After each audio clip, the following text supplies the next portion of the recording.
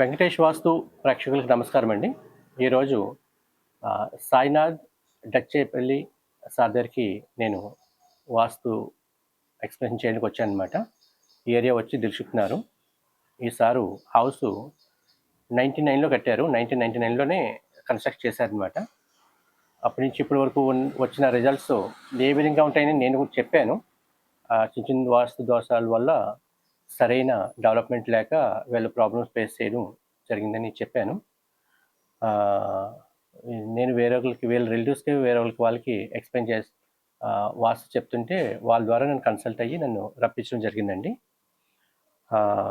నేను చెప్పిన వాస్తు మార్పులు కానీ వాస్తు దోషాలు కానీ ఏ విధంగా వీళ్ళు చూశారు అనేది Sainath sir and Venkatesh sir ఇద్దరు చెప్తారు. వాళ్ళ మాటలోనే విన్నామండి. ఏ విధంగా ఎక్స్ప్లెయిన్ చేశాననేది కూడా వాళ్ళు చెప్తారండి. నమస్తే ప్రేక్షకులకు నమస్తే. నా పేరు సాయినాథ్, సార్ చెప్పినట్టు. అయితే ఇది మా ఫాదర్ 99లో దీన్ని కన్స్ట్రక్ట్ చేశారు ఇంటిని. అయితే కొన్ని రోజులుగా మంచిగా అనిపించకపోయేసరికి ఒక వాస్తు దోషం ఒకటి మా దృష్టిలో ఉంది, అదేమో అని మేము పిలిపించాము. అది కాదు, వేరే వాస్తు దోషం ఉందని చాలా క్లియర్గా చెప్పారు. అయితే మా సార్ కూడా చాలా పాజిటివ్ రివ్యూస్ మా బంధువుల ద్వారా తెలుసుకున్నాము, వాళ్ళ ఫ్రెండ్స్ ద్వారా. ఇంకా సార్ చెప్పినట్టు మేము కూడా దీన్ని రెనోవేట్ చేసి దాని ఫలితాలను చూడాలనుకుంటున్నాం.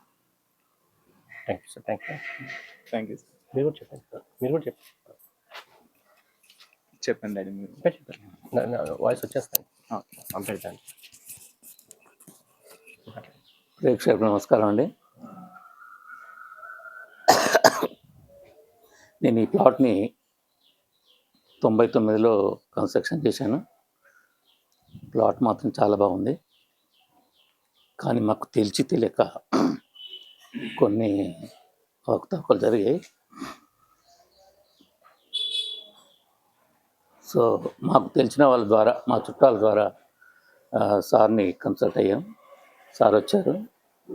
మేము అనుకున్న దానికంటే కూడా చాలా చాలా కొన్ని మార్పులు చెప్పారు.